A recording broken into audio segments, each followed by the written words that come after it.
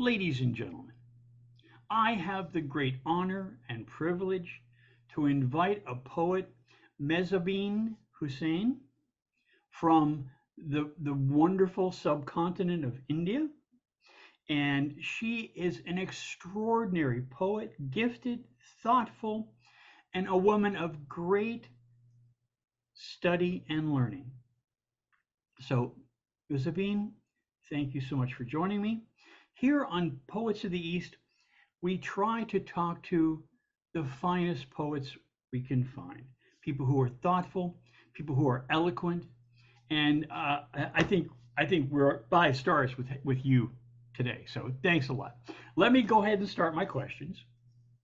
First question is, now many of us scribble when we're young, but some of us write. When did you start writing for fun? First of all, Rick, thank you for having me, for inviting me. It's such an honor. To answer your question, yes, everyone starts scribbling something or other in the childhood. I did the same. I remember my first poem because I must have been 7, 8 years of age, and the school that I went in Nagaon, in my place, hometown, the- my school, my initial schooling was done in Jyoti School. It was a Catholic missionary school, and they had a beautiful garden. So I remember that I saw a black rose, and to a 7 year old or an 8 year old child who knew roses are red, like, we used to uh, sing this thing, roses are red, violets are blue, sugar is sweet, and so are you. At that stage, I saw a black rose, a dark maroon actually, that looked black to me then. And I was mesmerized. I was like, what did I see in the garden? Like, there's a black rose in the world, like, roses are red. So I came home. I was so excited. I told my mom that, Mom, I saw a black rose. And mom said, you want to write something? Why don't you just write in your diary? It's something that my mom had inculcated in me, writing in diary from a very young age, even if it's scribbling or drawing or just drawing, a mountain or a hill or a sun, anything. But I was given a notebook, a diary, since I was very young, since forever. So mom said, why don't you write about it? That this is what happened to you, like How about today. wonderful. You just write the date and write about it. And I'm sure I must have written in with spelling mistakes or whatnot. I don't remember, Sure. but I did write something about the black rose. So now that I have grown up and I look back, if somebody asks me, what was your first poem? I do remember that it was about the black rose.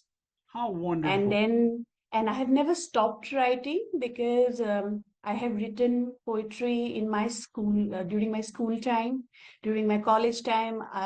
Even if I went on to do my master's in sociology, I fell in love with sociology.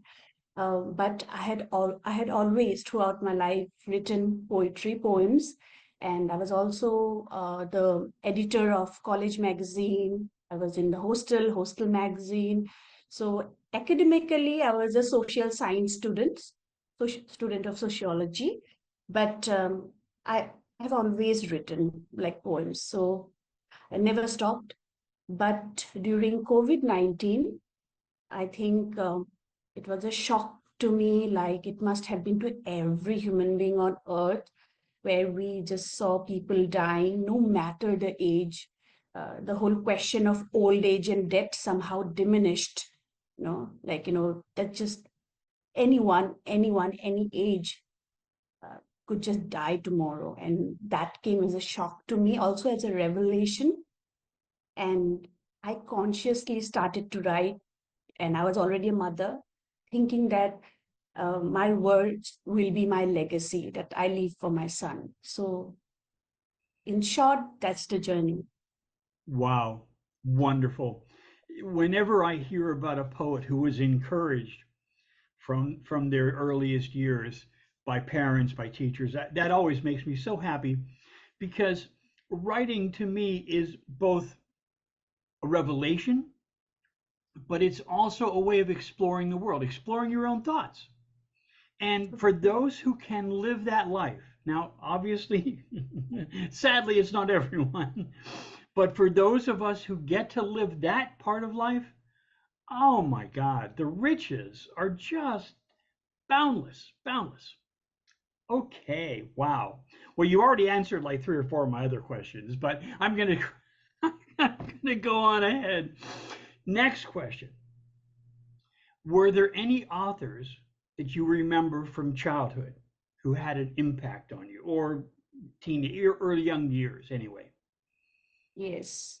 If I look back to a snippet of a poem that stayed with me from my school days was On a Snowy Evening by Robert Frost. The woods Sure, are lovely, dark and deep, and that stanza. Um, I think that's my that's my recollection from my childhood. That stanza stayed with me, and I was trying to grasp at the philosophy of it at that age, like that.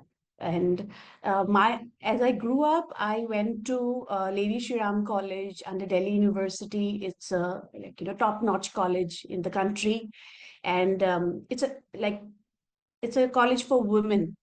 And I was 17 years of age, and I had gone into my bachelor's, and we were taught women's rights, about feminism, about so that upbringing or that exposure kind of built who I am today. After that, I went to Jawaharlal Nehru University, another top-notch university, for my master's, and there we read Marxism, Karl Marx, and about communism, and so many school of thoughts, and um, so all of that, and I because I'm a student, I was a student of sociology.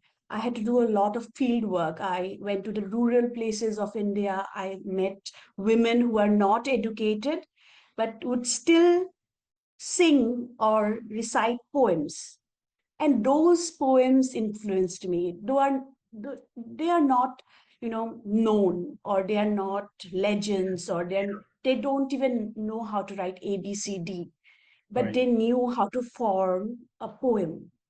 It's like a oral history. Sure, uh, and sure, and those kind of poems about their little things, about what they're cooking in that kitchen in the mud house, and their own stories of pain, oppression, domestic violence. Those poems had more impact on me. Uh, sure, Also, of course, there were Maya Angelou, and there was Rumi, and then there was Khalil Gibran. So it's, it's an amalgamation of everything, but still, I would say that I'm most influenced by poets. They're poets in their own right. I think those women, sure. they're uneducated, but they're amazing poets, and their poems influenced me. Very nice, very nice. Yeah, I had the good fortune when I was very young.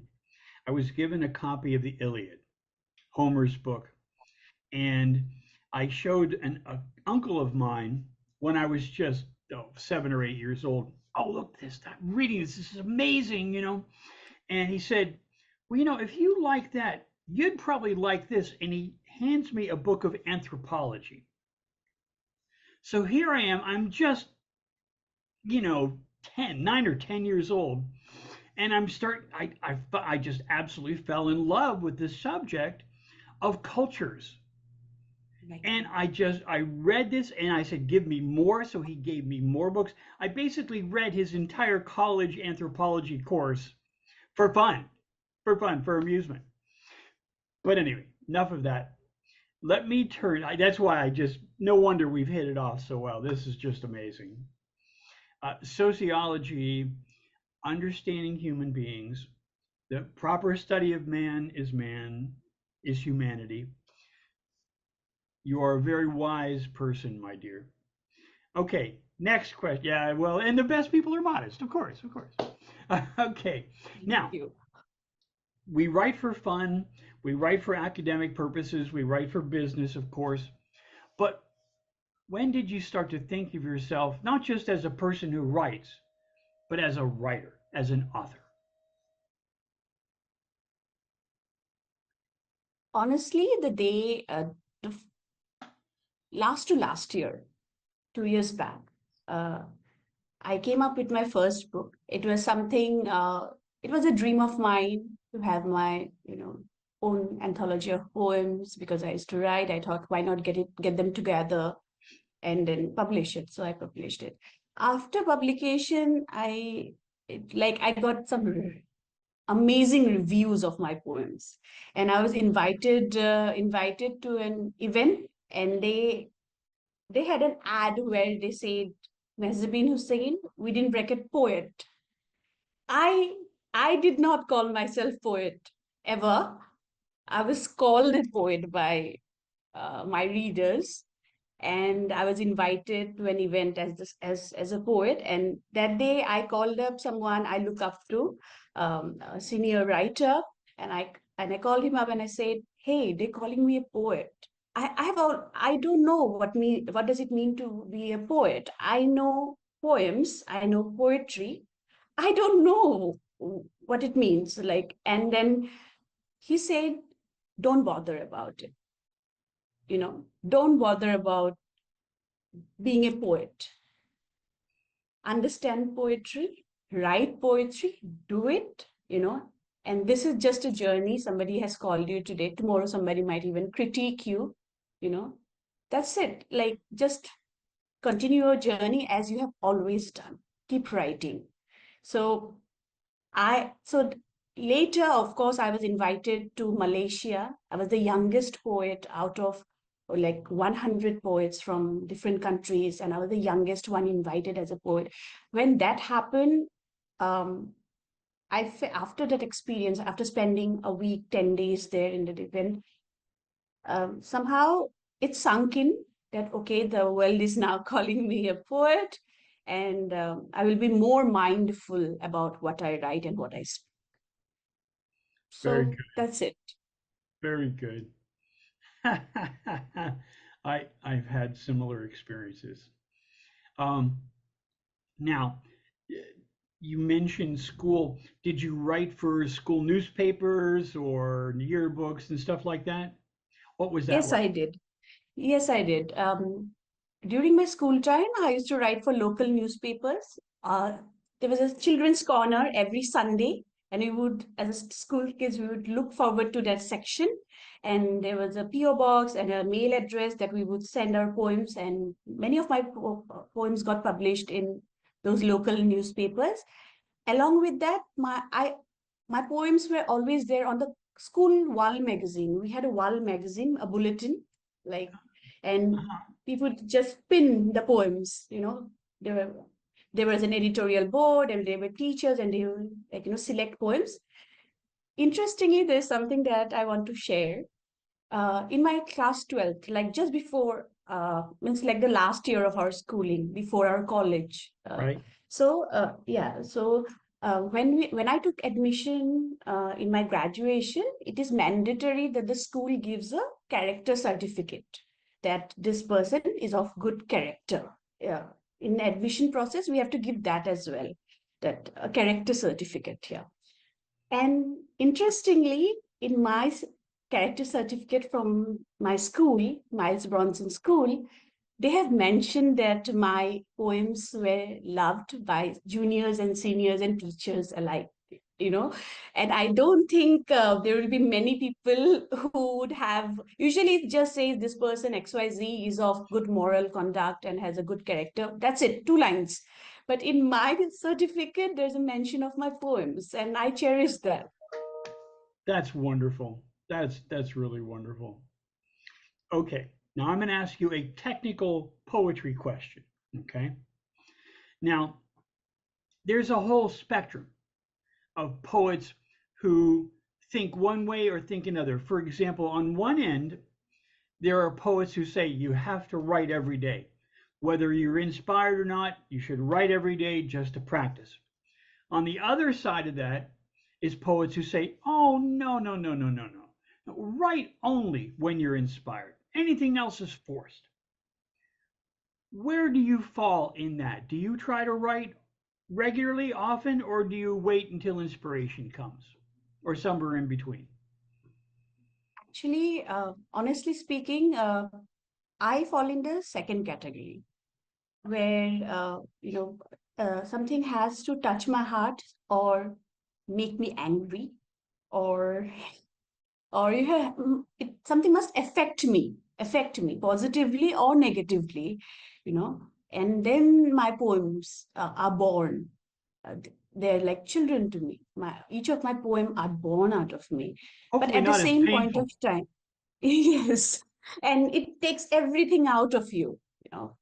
It takes a part of your soul, and it's exposing your vulnerabilities as well, like, you know, your good, bad, ugly, your fears, you know, your desires, anything. It can, so it take it's they are born with a slice of you, you know, like that. I And agree. at the same point of time, I think to be a good writer, it is important that we write frequently.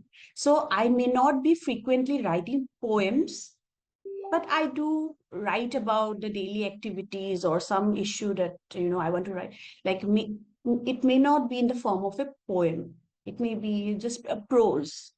You know, I play with vocabularies, words, so on and so forth. So I regularly practice writing, mostly prose, but my poems, they just come naturally, Okay. Now I'm going to as and ask you when. a question that in many ways I think is silly, but I think it's worth asking. Um, is poetry important? In the West, in American culture, and I think largely in European culture, poetry is sort of set aside. You know, it's part of the arts, but it's not taken seriously. It's thought of as, you know, the work of dilettantes and people who, you know, don't really matter. What's poetry? How important could it be? What do you think? Does poetry have an importance all its own? I think poetry is very important, um, very, very important. Why I say it is because I understand that, like, especially coming from a society where people still want their children to be a doctor or an engineer, you know, uh, there would hardly be any parent. I have not come across any who would say, you know, son, I want you to be a poet. I don't think any parent ever says that. You know, we're still Good stuck in that point. mindset, stuck in that mindset that, oh, you know what, you grow up and you do take up science and, you know, you become a doctor, engineer, or a civil servant, XYZ. But the same doctors, engineers, and civil servants, when they have a heartbreak, they go back to poetry. They go back to songs. They go back, you know, they fall back on art for healing. Absolutely. So, Absolutely. so, and also I feel that I understand not many people, they don't know how to respect poetry. And it, I have always, it is my personal opinion that empathetic people love poetry, you know. But if you're mechanical or crude, or, you know, you don't care, give a damn about others and all, those category of people do not value poetry as My answer is a couple questions I have. Number one, if poetry wasn't effective, why is it in military chants? Military chants. Why is it in sports chants? If poetry didn't work, if poetry didn't get up the enthusiasm, they wouldn't use it in sports. If well. poetry wasn't important, would love songs exist? Poetry is very important. And plus, my final point on that one is the oldest stories we know for all cultures are the ancient poems. True, true, Okay, very next true. next question. Um, are there topics that you find yourself turning to again and again, exploring different aspects of? Yes, actually there are. Um, Initially, when I was young, in school, college days, I used to write more about nature, about love. Uh, are we even poets if we don't romanticize life? Yeah. So, yeah, I was in that phase of poetry, of writing poems. But as I grew up, I realized there's so much discrimination and on the basis of gender and on the basis of class, caste, sexuality. You can just name, there's an endless list where one can discriminate, and people are doing it. Strangely, I feel the world is not getting better by the day. You may call me a pessimist, but I feel now people blatantly are Islamophobic, for instance. You know, earlier when we were younger, even if somebody felt something like that, they would not openly say it in front of people out of chivalry, or like that. But Polite. now, Yeah. yeah, but now it's not like that. Now it's as if uh, it's those people who do that, they feel it's a sense of power, it's a sense of a right that they must do it and say it, and they're blatantly discriminatory, like. And I'm someone who comes from a family, like you already know that I come from a family with two religions, like Hindu and Muslim together. My mom is of one religion, my dad's of another religion, and we grew up in harmony. And then I grew in my house, there's harmony, there's love, there's respect for each other's religion, about each other's privacy or practice of religion, ideology, all of that stuff. But when I step out of my house, this two religions seems to be at each other's throat, right? Yeah. And Yeah. and I think this whole bigotry and then, like, discrimination and all of that have become too blatant. We say that we have like freedom of speech. I am a staunch advocate of freedom of speech, but to misuse it, to diminish a particular community, it affects me. Like 9/11, I am as against Islamophobia as much as I'm against Talibanism, Yeah. you know like that, like the extremities. And I'm not just it's not just about Islam, it's about any religion or Sure. whatever.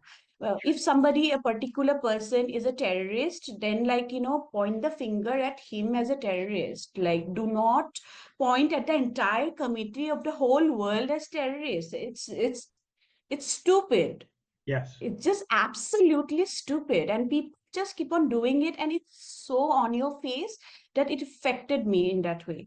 And I am more spiritual than religious. I have always believed that religions compartmentalize, whereas spirituality, like, it combines, it brings people together. So I have always been spiritual. So yeah, so those are, like, I have, and poetry, I feel if I have the means to express something, and I have always felt it's like a calling. If I speak, people understand, they're willing to listen to me, I feel privileged. Then I would want to talk about human values. If the world has forgotten and somebody needs to shake them, I would want to be one of those many who are shaking the world for a good cause. So yeah. Bravo. Bravo. Yeah, I mentioned that from reading anthropology, it led me to do what I consider my comparative religious study. So I read the Bhagavad Gita, the Quran, the Talmud, as many different religious books as I could, Native American work, early Druid work, and I came to understand. And I tried to read with sympathy. I tried to read, and then the other thing that was important to me was there is what we might call the exterior, the that part of religion, the meeting times, the prayer specific. But then there's an interior, the esoteric side, where there are practices that are urged. If you want to become more spiritual or more developed spiritually, you do certain practices. Chanting, breath control, breathing exercises, imagination training. These are universal. These are Yes, absolutely those are universal. present in all the religions. every religion. Yes. Mhm. Yes. Okay. My admiration of you, my dear, only grows. Okay. Next.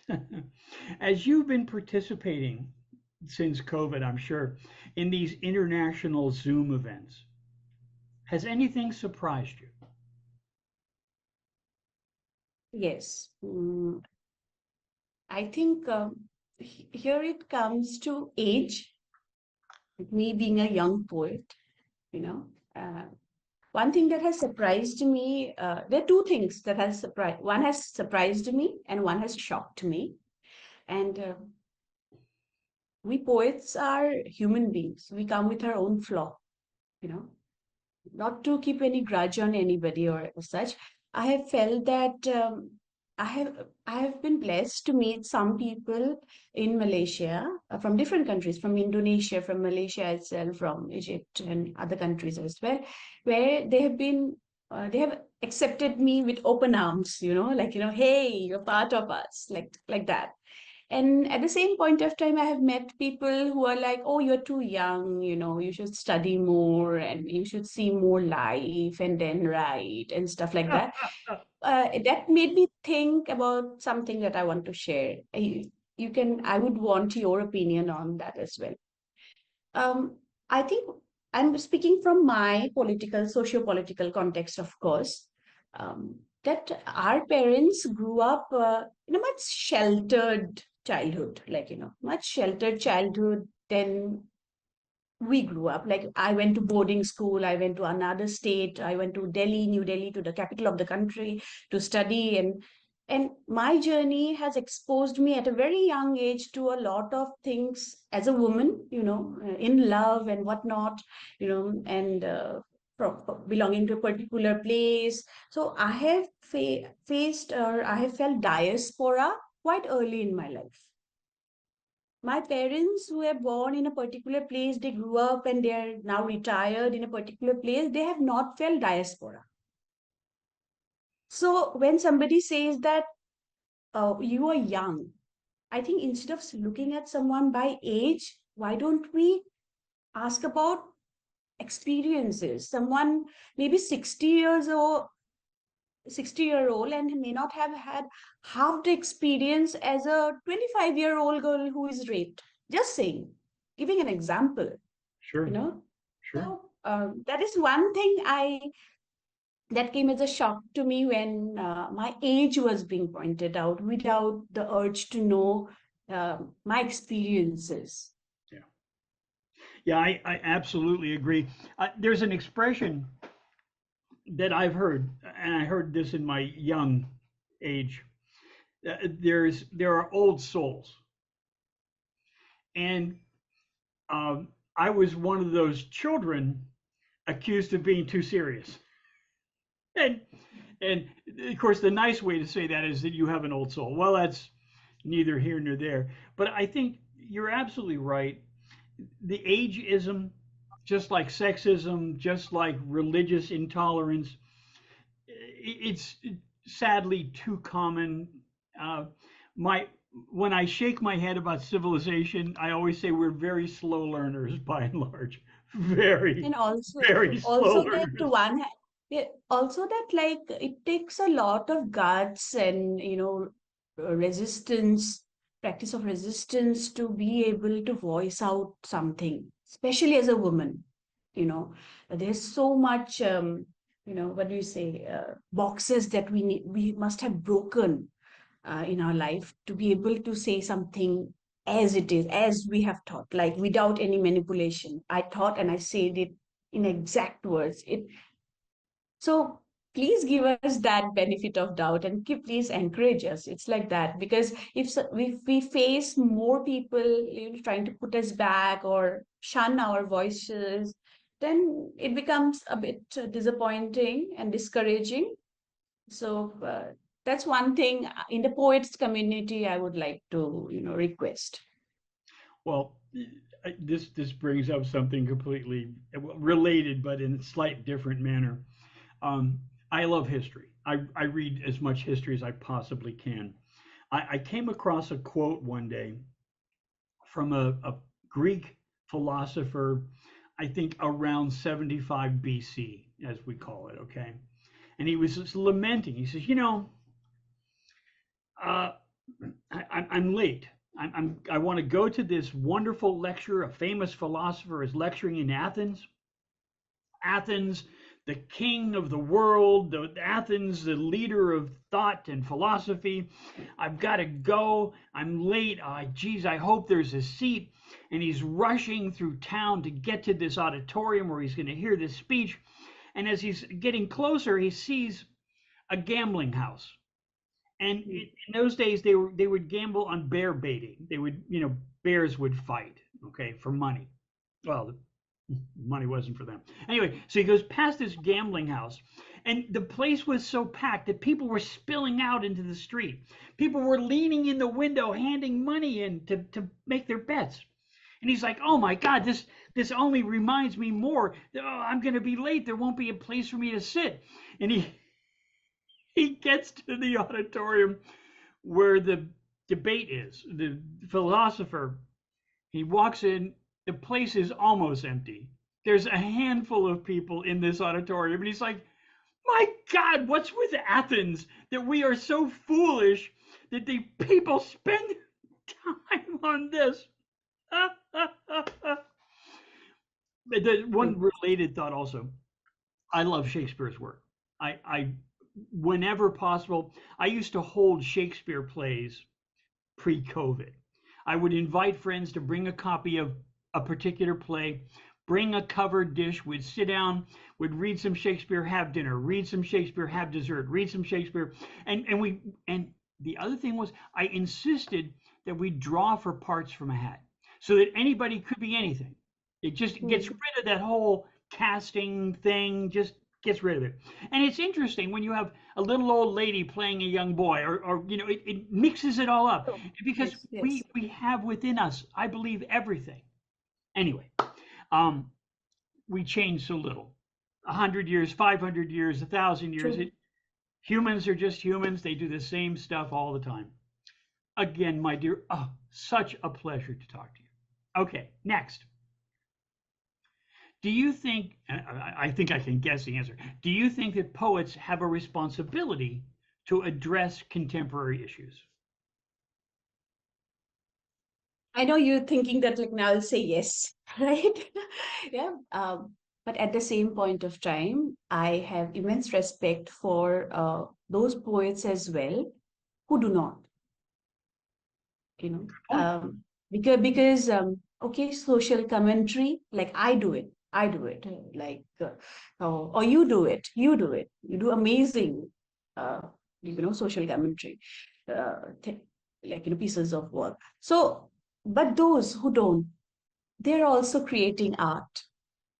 If somebody is writing about, a small brook, that is also a beautiful poem.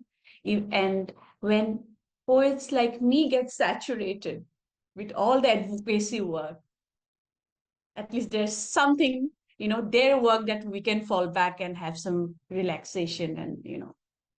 So I have immense respect for those who don't as well. But I feel there's some issues where they should. I'm not talking about everyday instances and all, but if there's a genocide going on in the world, you know, then I would request them to voice out, because I truly believe in butterfly effect, and we can create thunderstorms, so Absolutely. just like it's how amazing is this that I am a poet from or a writer from Assam in India, and here you are, and here we are talking about what we feel for our shared world, you know, this That's right. earth that we share together. So I think some issues, of course, they should. They don't have to do it as a regular thing that, they only write about political poems. No. But sometimes when people gather together, to voice, uh, to be to be united, to be a united voice about something, There I think I expect their participation. Very good answer. Very good answer. And you're absolutely right. I anticipated that answer. Okay, next. If a young person asked you, poetry is such a sideshow in the arts. It's not important like sculpture or painting or, this or that, or theater or movies. Is poetry important enough to spend time on? I would encourage that person to write, because if not for anything, there will be self-healing. There will be self-healing. Like, you will heal, and there you will find courage to voice out your opinions. It will polish you as an individual, you know, and you will understand. You will be more nuanced in understanding things or the surroundings around you, the world around you. It will polish you. And also, I feel the world is changing a bit, from being poets where one just wrote in parchment paper or just a notebook or something. The We are changing a bit. There's a technical side to it. There's poetry, and then we publish book. There is Amazon, you know.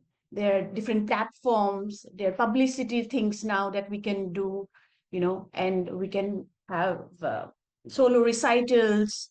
We can book auditoriums. And people are interested to come, and we can make money. People always ask me that, do you make money? Do you make money? I say that on good days, you know, I make enough on Amazon.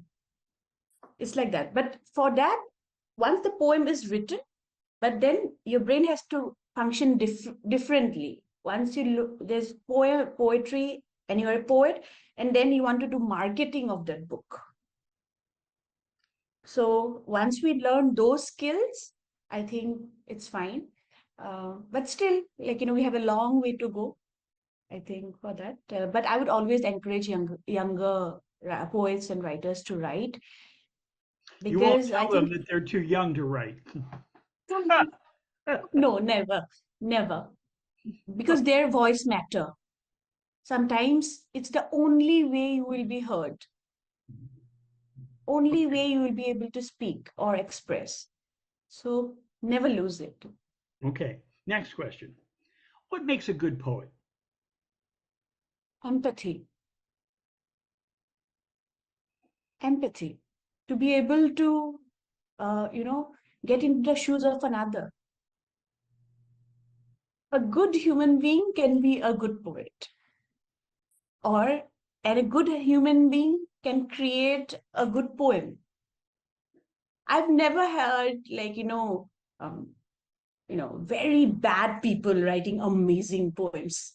It will not touch hearts, or it will touch hearts of wrong people, Yeah, you know, yeah. like that. So empathy, I think love, empathy, compassion will make one a good poet and well as a good poem. Because when if I can step into somebody else's shoe and then write from that person's perspective, there might be a reader like that person who will read my poem and then be able to relate to me. It's like that. Okay. Um, is narrative important for poetry? Not necessary. Okay. Not necessarily. I love rhyming poems and narrative poems as much as I like free verse and abstract poetry. So it's not necessary. Yeah, I have a friend who writes what I call chime poetry. They're just interesting metaphors that, they don't really tell a story, but they have different impact on each other. You're absolutely right. I agree completely. Okay. What's on your reading list right now? Actually, right now, honestly speaking, I have not been able to read for the last 6 months. It's like I am going through some ailment like that. So it is one thing that I miss, and also I have a 6-year-old son. It's very difficult to read. I love reading. I have always loved reading. I have so many books that I'm yet to open and read. I'm giving an honest answer that right now I'm not reading. I said, of course, if it is small poems and all differently, but right now I'm not being able to read. I absolutely hear you. I absolutely hear you. Okay. Would you say you have a goal ahead of you as a writer, as a poet? Like I said, that I look at my poems as a legacy that I'm leaving my son. Okay. I have an ailment that I'm going through. I don't want to delve much deeper into it, but Understand? vice versa, there is an uncertainty of life. So I my goal is is very simple. I want my son to be a good human being, you know, to be a feminist man and never consciously hurt anybody in his life. And then I leave my words for him that even if I'm not there tomorrow, he will have a sense of what mom might have thought for me or wanted me to be. And in a larger sphere, I feel my goal, it's not out there, in the future. It's as of now, like every day or every other day when I put up a poem, if people can just wait for those 5-10 minutes and then reflect what I'm trying to say, and then if that has a positive impact on that person, on the reader, I think I have achieved my goal. Bravo. Beautifully said. Beautifully said. Okay. Final question. Do you have a question for me? Yes. My question to you is that on worst days, when you feel what's the point of all this, you know, how do you encourage yourself? What do you say to yourself? So Well, that, I will also learn. sure. Well, I've recently had a bout of cancer, and I was told that it's inoperative, that they can't use radiation, that maybe chemo might help, that it was very close to my brain, and if a poet has one part of pride, so I was faced even more, as you know, when you have an illness, you're faced with a very real prospect Yes. that Yes. tomorrow is not guaranteed. This afternoon True. isn't guaranteed. True. So what I thought through, and it's something that having had some experiences with life and death in my little life, I thought this before, but it was very pertinent and particularly real. I said to myself, I have tried in my life to be a helpful person, to be a caring person to those around me, to treat everyone with as much respect as I can possibly manage, Yes. knowing as a student of philosophy and religion that everyone here is a teacher, that everyone around us represents God to us, and that if you're going to live and hope to live a good life, you treat everyone with the respect of a religious teacher. And that includes mosquitoes and cockroaches and ants and plants and rocks and chunks of wood. Yeah. And I said to myself, I have tried this. This is my work. And if I get to help somebody, if I can bring a smile to somebody today, tomorrow, next week, that's a good thing. I have had the good pleasure and honor of helping to raise three kids. They've all grown up to be very fine human beings who have all made their work helping people. I have a daughter who helps deliver services to the poor in her town. I have another daughter Amazing. whose work is to help doctors and hospitals deliver better care to the community. And my son is a person who has worked as a paramedic, he's worked as a police officer, and now he works with a railroad company to help make safe the railroads. So I feel I have helped in a small way to make these people be good human beings in this Yes, crazy world. of course. So if I've done that, and maybe today I'll get a chance to help somebody smile, I've done Yeah. okay. I've done okay. And I think I've tried to treat life with respect. So Amazing. Amazing. that's how I felt okay about it. So I said to myself, if you go this afternoon, I've tried to do a little good. From time to time, I think I succeeded. Okay, now the fun part. My dear Mehzabeen, would you please read some of your very, very fine, very thoughtful poetry so that our friends can hear it? It will be my pleasure. So I'll read the first one. It's from my book. It's called She Writes the Universe. Poems from a Woman's Pen. So the first poem, it's called One Poem at a Time. If I could reach out to the cosmos and grab a magic wand, I would.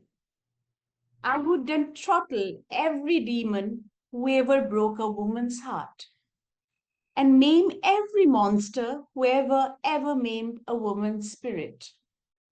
But I have no such wand. So until the day when I wouldn't have to dream of such a weapon, I, as a woman, shall only struggle, survive one day at a time, beat mockeries one joke at a time, and rebel with one poem at a time. So this was my first poem. Lovely, absolutely lovely. Okay. Should I go for the next? Oh, please, please. And Okay. please feel free. When we do these Zoom experiences, which are wonderful, many, many wonderful things about them, we're often constrained. One poem, two poems, little poems, short poems. I want you to feel you can stretch out, read the long one that you don't get a chance to read often. My dear, Yes. read some of your favorites. Okay. No rush. So the next poem, it's called Auction. If a woman's soul was sold at an auction, how would the bidding be? What would be the tagline of that sale? Who would be at the auction as potential bidders at the biggest sale of the century? And how many would go to just see that mockery? And at what cost would the bidding start before they close her sale at one, two, three bangs the gavel and shout one word, sold? Will there be many bidders eager to partake in that shopping spree? In an auction, if women's souls were up for sale, bidders would gather curious and cold, some driven by lust and power, others seeking her soul's gold. Among the potential buyers, you might find the wise, those who cherish her spirit where her true value lies. Yet in the shadows, a darkness would loom for those who would want to buy her soul, imprison it, exploit it, and seal her in gloom. Auctioneer's gavel, it bangs with might as the bidding commences into the night. At 1, 2, 3, the stakes would ascend in a twisted game where they pretend. Would there be many bidders in this dire spree, or just one heart's true intention to take her soul off the market and set her soul free? How would be the auction for a woman's soul? So, this is my second poem. Wow. Wow. Wow. That's amazing. Amazing. And You took such an interesting metaphor about something that it really, there's no way it could be encapsulated. Just extraordinary. Wonderful work. thank you. And I would read the poem, My Anger. You already know this poem, Oh, that's okay. but Please I would read. love to, yes, but I would love to read that. My anger, with a question mark. My anger. People say I'm an angry person. I'm not. I will talk to you about your dog. I will meet you and I will talk to you about your dog.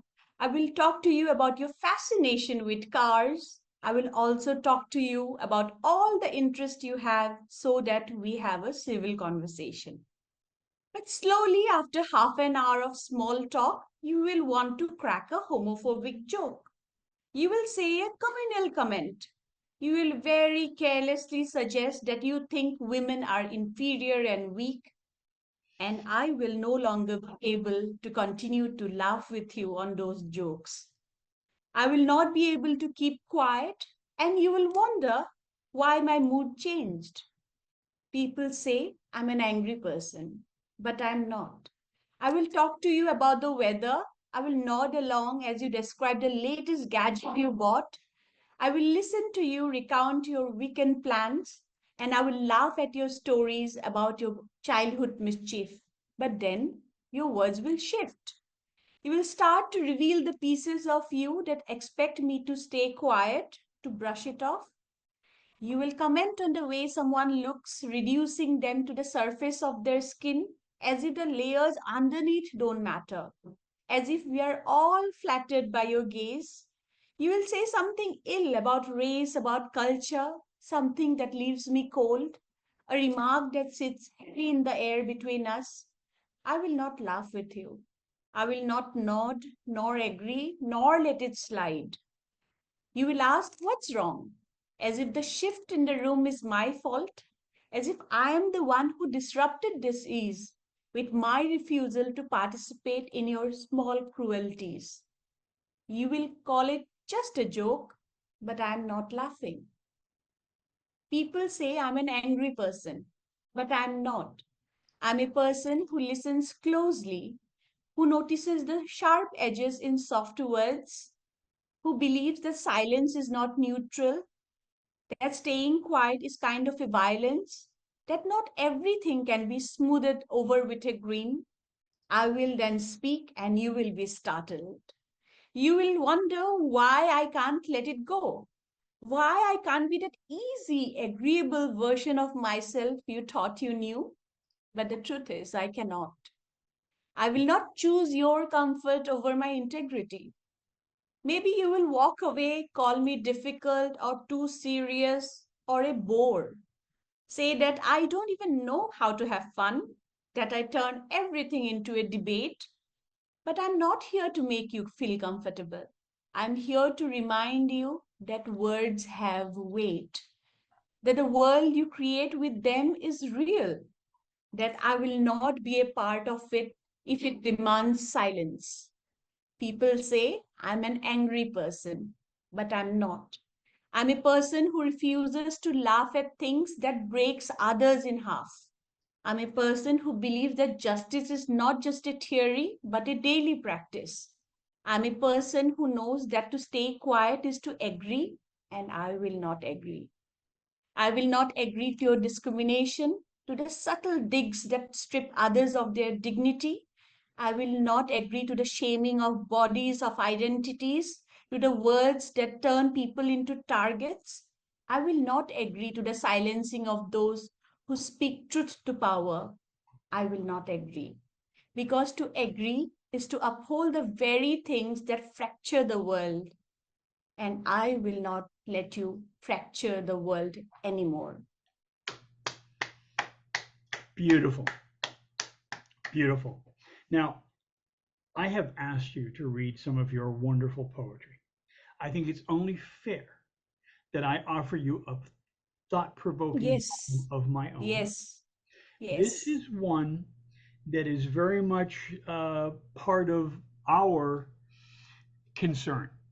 It's a story appeared in the press about a black gentleman when I lived in Miami being killed by the police. They tried to cover it up, they didn't succeed. And what I heard over and over and over in the press was the rehearsed lines where this tribe has this problem, this tribe has this problem, there's reasons that this tribe has trouble with that tribe, and on and on and on. And I thought, why doesn't some anthropologist, why doesn't some behaviorist explain to these people that while there is in groups and out groups, and that's normal, it doesn't need to be about hate? And I True. couldn't hear anyone saying that. So I said, Rick, let's give it a try. So I wrote this. This is called A Behaviorist Perspective: The Causes of Racism. The troop or group, the clan's glad hand, the sign of nine, the grip in the dark, the posted mark informs the stable state of norm. Remembering the frames of membrane games, brain disguises, shade your eyes in apple pies as it seizes the territory, the turf. Well, the good should. Our side of town, our group is right in the sight of good God smile. Even sunlight reviles your kind outside the pure to lure with your kind's lazy, stupid stunts. A sparrow of a different hue could be torn and clove in two by a few of another blue hunt. The strength, bounding, bonding, unicellular life in multicellular strife, responding, besiding, ties the atom so tight and chooses in precise measure who you'll sleep with tonight. Beehives survive by the tribe's trance. The queen's romance excludes the rude outsider, protects the provider, determines the rider of the queen's desire, embolden invaders, reduce the chance for the tribe to advance.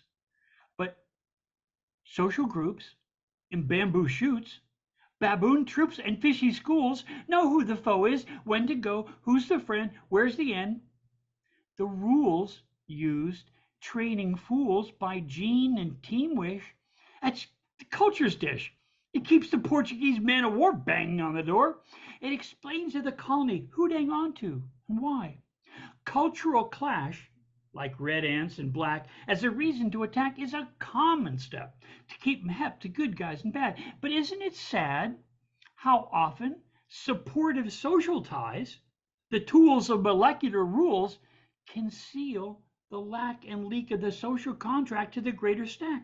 The organs of your hand would be foolish to war or inflict harm on the arm. Could the leg force the knee to submit or flee? Could the brow to the forehead say, drop dead, begone, amscray? And then in confusion sway against the neighbor's arrayed. As this is to make a fist to relate the cultural trait, a boundary in this or any country, take Humpty Dumpty. He's really something to relate to the ground with a loud cracking sound. Unicellular or multicellular, in clothing and in motion, you're expressing the notion of your tribe. It doesn't hide, it wouldn't try. But membranes even say, if you lean over easy this way, together is stronger, lives happier longer. Cultural rifts needn't cause tiffs or express fists in pain when they mean the support of us. They needn't bleed trust or force us to muss the membrane's edgy thrust. But if you say it must, symbiosis is being, osmosis its meaning, surely you know this. There's no relief in grief. Let tribal libel cease. Extend the grace of space. The use of social bonding to unite is great, but even edges meet and act to attract the surging urge to merge. Brilliant. Thank you. Brilliant. It's it's one that I feel very deeply about.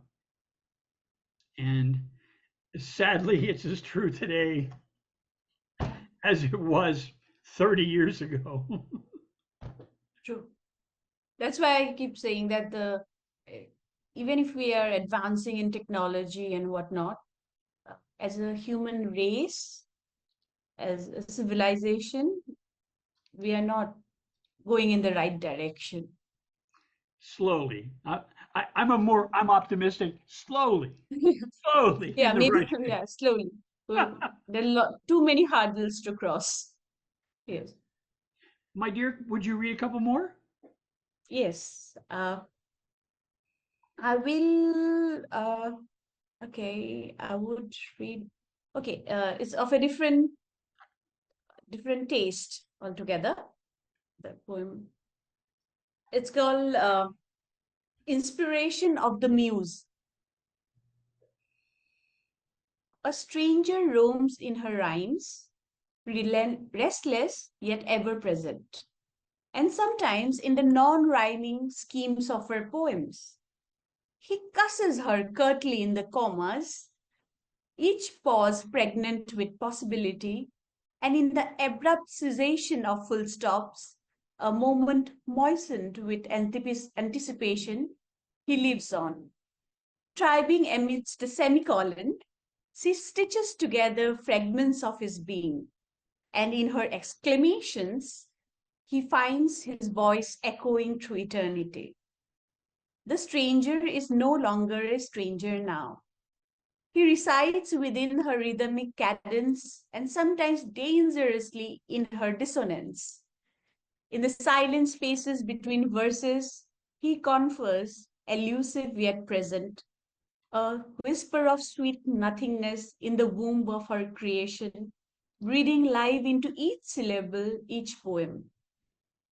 In the interstices of silence between lines, he pirouettes, unseen yet palpable, a timeless tale in the tempest of creation, infusing vitality into each syllable. For those who ask where he lives, he exists not solely within the written letters themselves, but in the genesis of her poetic soul. So this was of a Beautiful. different taste. Beautiful. Um, Beautiful. so maybe I'll just read one more. Okay. Yeah. Thank you. Yeah. Your work is so lovely. Thank you so much. Thank you so much. And thought provoking. To Thank you me, so much. there's so many levels of poetry. You know, there's the funny, there's the cute, there's the thought provoking, there's the beautiful, there's the elegant, and your work combines so many of those things. And I just am a huge supporter of your work. Thank you so much. So the last poem that I want to read for this session, it's called Before Pain Made Her Strong. One second. Okay. Before pain made her strong. I watch her smile as if the cracks beneath her ribs don't ache at night. Her laughter smooth, no sign of lack, but I can see the quiet fight. She talks of love as if it's a breeze, though every breath feels torn and thin. She hides the tremble in her knees, pretending strength, but not within. Her eyes won't let the truth spill out. The heartbreaks got her pinned in place. Yet here she stands, without a doubt, still wearing joy upon her face. I wish I could just hold her close, tell her it's fine to drop the show, but she stays strong despite the blows, pretending no one else should know. Each time she speaks, her voice is light, But shadows sit behind every word. She carries on through sleepless night with silent screams that go unheard. I watch her dance around the storm. With every step she hides the pain. Her heart, though broken, keeps its form, her sorrow tucked beneath the rain. She talks of dreams like they still bloom, though some have wilted, turned to dust. She won't admit the quiet doom. Instead, she speaks of trust and hope. Her tears are kept where no one sees, locked in a place she won't reveal. But I can hear them in the breeze, in every sigh she tries to seal. I see her strength, it's made of glass, fragile beneath her stubborn will. She walks on shards, every step a mask, yet every movement dares the still. She jokes and laughs to hide the scars, paints over cracks that slowly spread. But through the night, beneath the stars, I know her heart is painted red. She holds the world with shaking hands, pretending she can bear the weight. But grief is something no one withstands, no matter how they mask their fate. And though she stands as though she is whole, her broken pieces gleam below. She clutches tight her fractured soul, afraid to let the weakness show. If only she would let me in, drop the pretense, let sorrow speak. She doesn't have to win always. It's in the breaking that we are not weak. And sometimes when the nights are long, I think of who she used to be before the pain had made her strong and wonder if she still feels free. Thank you, Rick, so Oh, much for giving beautiful. me this time. Just exquisite work. Thank you so much for joining us today. Muzabeen, it is an honor to have you with us today. You The honor is absolutely mine. have a wonderful evening and a great week ahead. Thanks again. Bye bye. Thank you. Bye. Namaste.